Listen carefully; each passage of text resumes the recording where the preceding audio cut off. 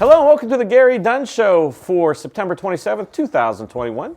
I'm your host, Gary Smith, and on today's show, we're going to talk with Coach Dunn about this past weekend's first PSAC West Divisional game at Edinboro, and then we're going to talk about everything going on in the PSAC scores, standings, and schedules, and then preview the upcoming opponent, Mercyhurst, on a quickly approaching homecoming Saturday. But, Coach, that's a few minutes in the future. 4 for 4 making Mondays pretty good. Sunny outside, big smiles on everybody's faces, but a good, tough divisional win on Saturday on the road at Edinboro. Yeah, good PSAC West battle. Anytime you can get a win on the road, you're happy about it. Obviously, we did some things really well. We did some things we've got to get better at and improve, but when you go on the road in the PSAC West, to get back on that bus and come home with a W is all we're looking for. And I tell you what, it's something, this is the fourth game, but first 3 games had a different feel, but once you strap on the helmets and you see it's a divisional game, it's a different feel. And also, Edinboro has always been a tough place to play. That home side was pretty loud, and that was the first time there really was, your team had to deal with any adversity, at least from the crowd noise and stuff. And I thought they handled it well down the stretch. Yeah, give Edinboro credit. They played a heck of a game. I thought their defensive plan was really good. I thought they did some nice things that maybe they hadn't shown on film to take away some of the things we were doing well. But our kids just battled and competed and played the next play. Things weren't going well early, and our defense kind of held serve there a little bit, and we're just going to keep battling, playing the next play. We end up hitting a couple big plays, a couple special teams plays, and kind of a crazy game. But hey, that's what it takes to win football games on the road. We're not going to apologize for it. We're going to get back to work today in meetings at 3 o'clock and practice at 6 o'clock and work on the things we got to get better at. But just happy with the way our guys battled, stuck together, and competed for 60 minutes. Well, it definitely had a feel of a heavyweight prize fight, because you even mentioned it last week. Edinboro is a team that on defense they do some different things, trying to keep everything in front, and they did a good job not allowing the big play. And I thought it was a testament to your staff to make adjustments as the game went on, because they did a really good job stifling the running game, and you just had to keep going out there and slogging it out. Yeah, I think that was the biggest part. They did a really good job of stopping our run, and I give those guys credit for the plan that they had. Of course, some things we could have did better at every spot, at offensive line, at running back, at tight end. But at the end of the day, we did enough to win the ball game. I thought our passing game was pretty good. They were matching personnel with us and dropping a lot of guys, and then showing drop and bringing pressure. So I thought we adjusted well as the game went on, and the big thing is took care of the ball in key moments, and we're able to get the win.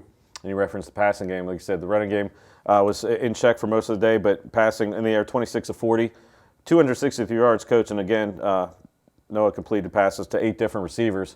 And, we talked about, it seems like a broken record every week. It's good having that ability to spread it out with different guys that can go out there, they're going to get the job done. Yeah, we're diversifying our offense a little bit with guys that are catching the ball. I thought Ian Edenfield probably played his best game of the season. I think he had 6 catches.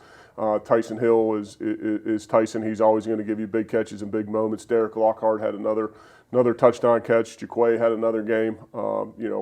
Obviously we fumbled at the 1-yard line going in. It would have been a different game, but we're able to spread the ball out, and that's what we tell our receivers. Listen, the ball's going to go where the defense tells us the ball goes, and I thought Noah did a good job for the most part making decisions and spreading the ball around.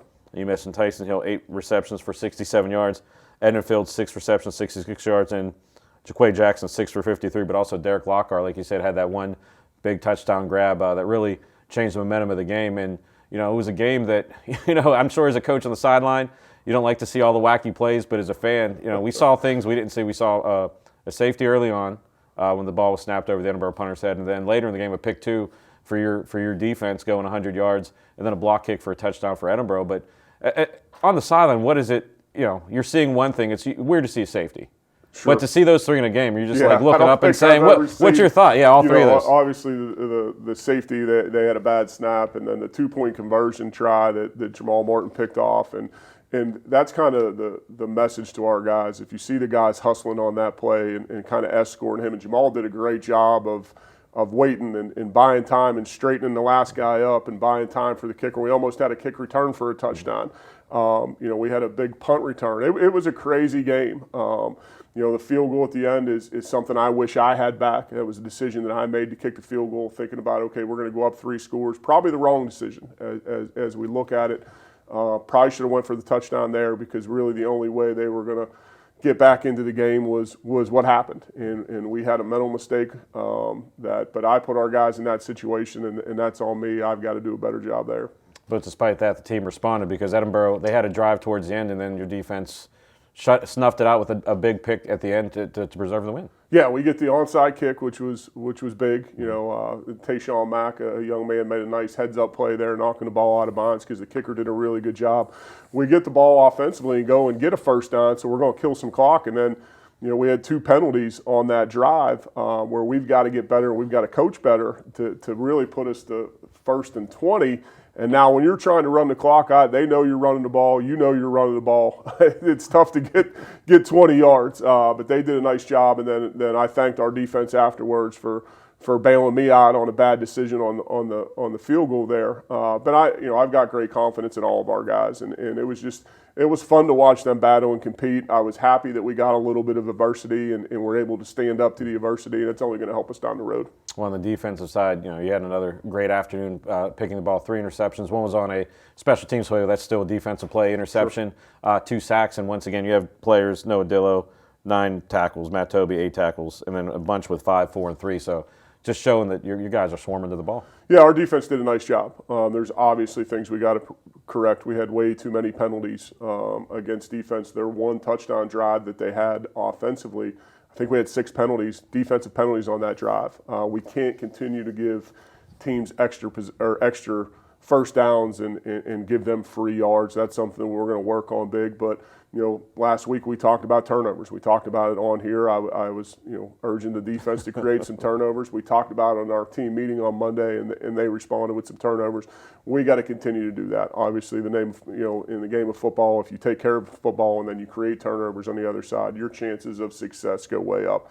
And that was really the difference in the game. Well, and I thought another big difference in the game was that interception at the end of the first half. Edinboro looked like they were trying to get in field goal range, and then interception for you guys, and you had sent out Anthony Bico, who's been just automatic this year, save for the one play at the end of the game. But that was pretty much, that could have been that's basically a 6-point change. If they go down for a field goal, you guys get the interception, kick a field goal, and into halftime with even more momentum. Yeah, that was a big play, and we have confidence that Anthony's going to collect points when we send him out there. And the craziest play at the end of the game you'll ever see on that field goal that we're going to get corrected, just kind of a mental mistake. And like I said, the buck stops with me. It was a decision that I put our guys in a bad spot. But we're going to continue to work that part of the game as well. But that was a big swing to get that right before the half. And let's stop talking about this game and let's show you the highlights from this past weekend's win up at Sox Harrison Stadium between the Vulcans and the Fighting Scots.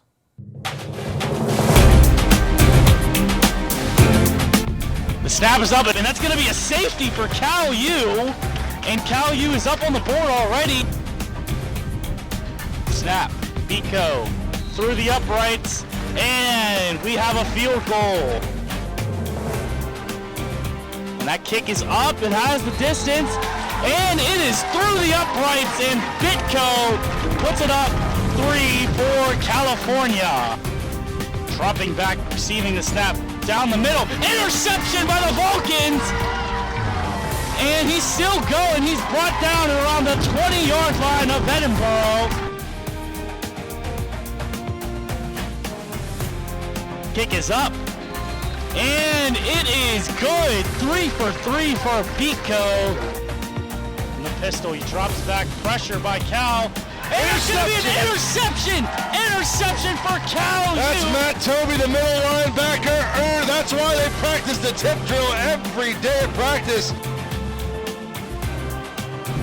Downfield, Lockhart catches, touchdown, Vulcans! Lockhart not going to be denied this one this time. 3rd time is the charm.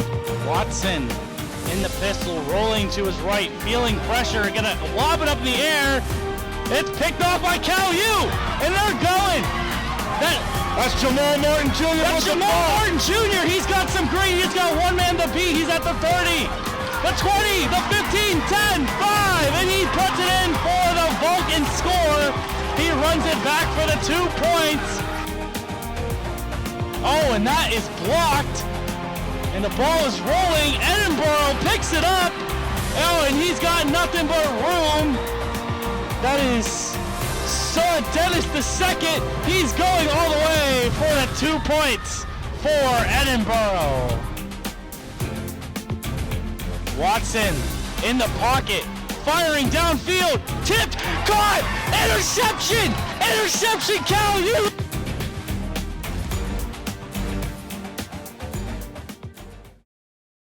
Looking for something to do?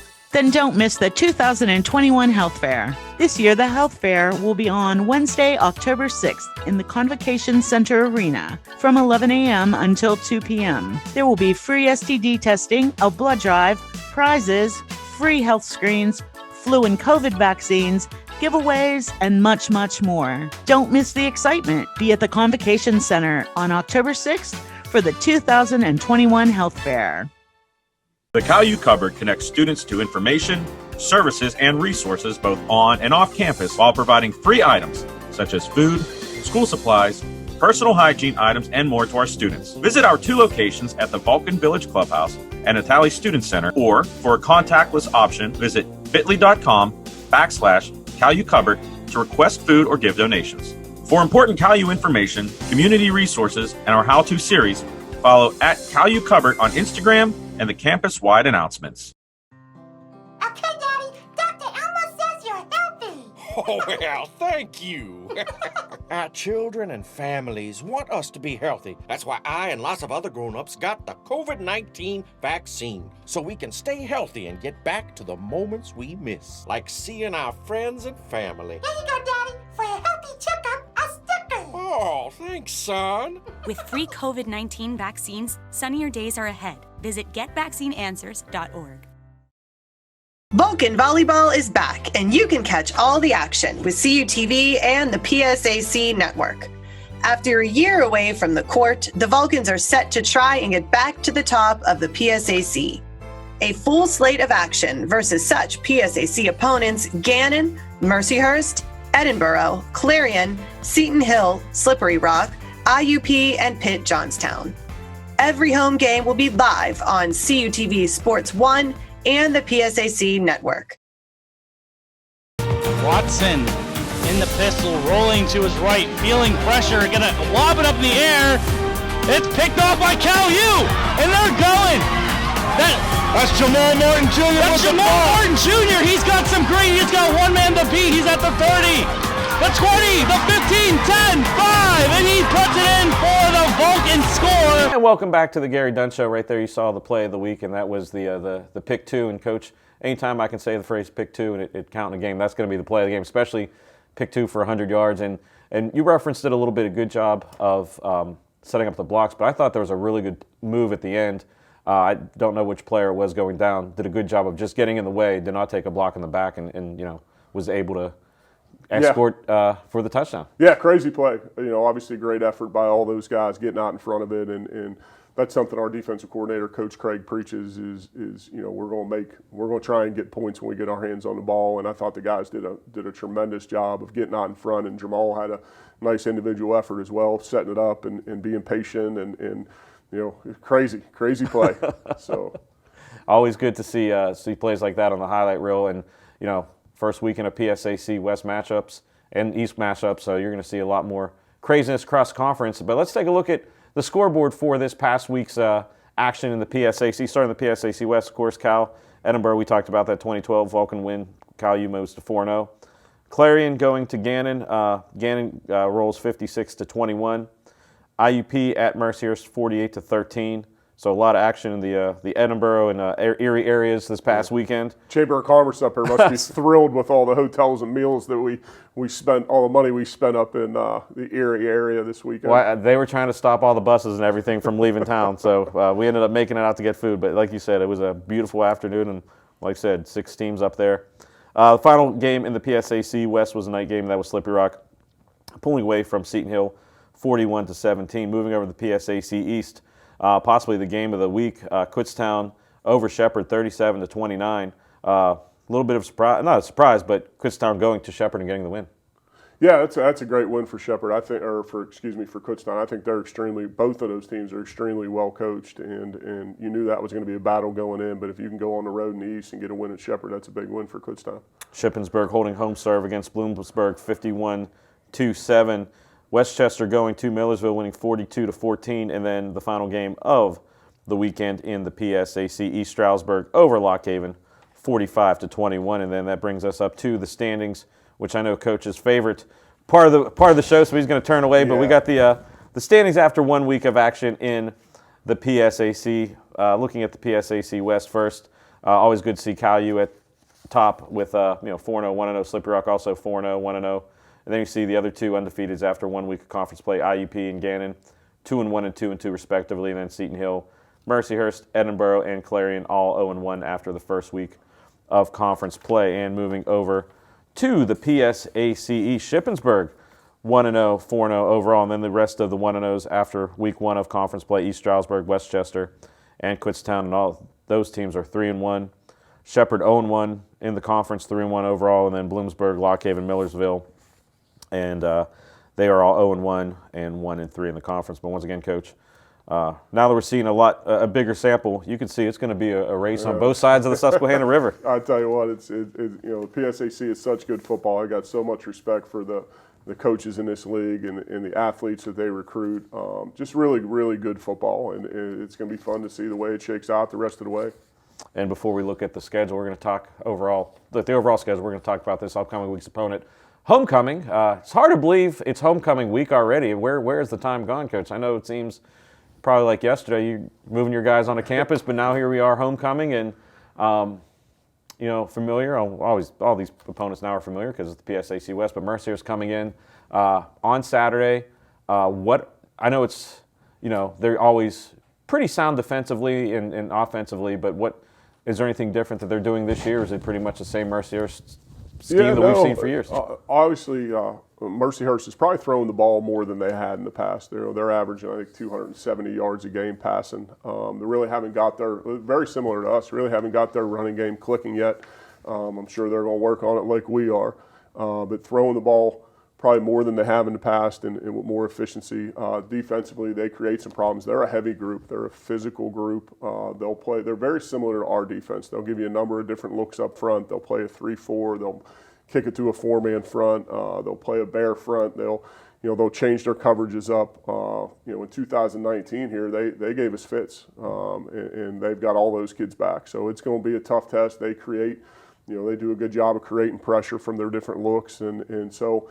Extremely well-coached team, but physical team. Probably the most physical team we've faced across the board to this point. Offensively, they're a physical group that likes to start with the run, but they're probably throwing it better right now. It's very similar to us.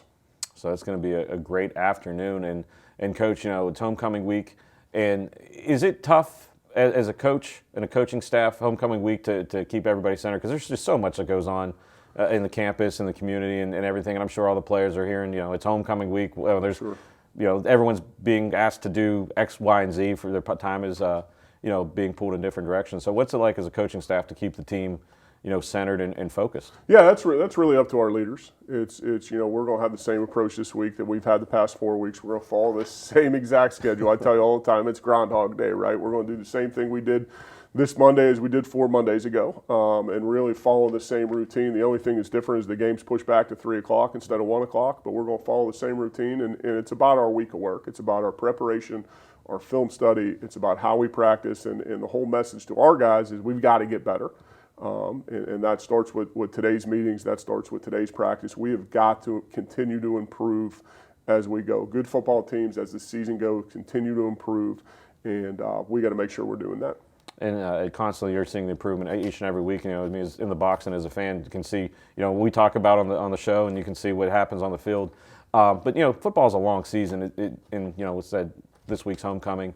How is there ever a point in the season where it's like you got to say, okay, now it's time we got to really, because obviously human nature, people are going to start thinking, oh my goodness, we've been in this for 8 weeks already. Sure. Is there any time that you have to really just reset and say, hey, this is what we're doing, or is it basically, like you said, Groundhog Day? Really follow routine, and if it was important to do in week 1, it's important to do in week 10. Mm-hmm. But we will start shortening practices up. We will start doing less contact because it is a physically demanding sport, and bodies will, we tell our guys the only day you're healthy is the first day we show up. So we'll start backing off our guys a little bit as the season continues and shortening the practice schedule up to try and keep them fresh, maybe more meetings, maybe more walkthroughs, less physicality as the season goes. But we're going to follow our basic practice schedule. We believe in it. Our guys believe in it. And, it's fun when we get up there on Tuesday when we have pads on. We're going to go good on good, 11 on 11, first offense versus first defense. And we think that really helps us prepare for Saturdays.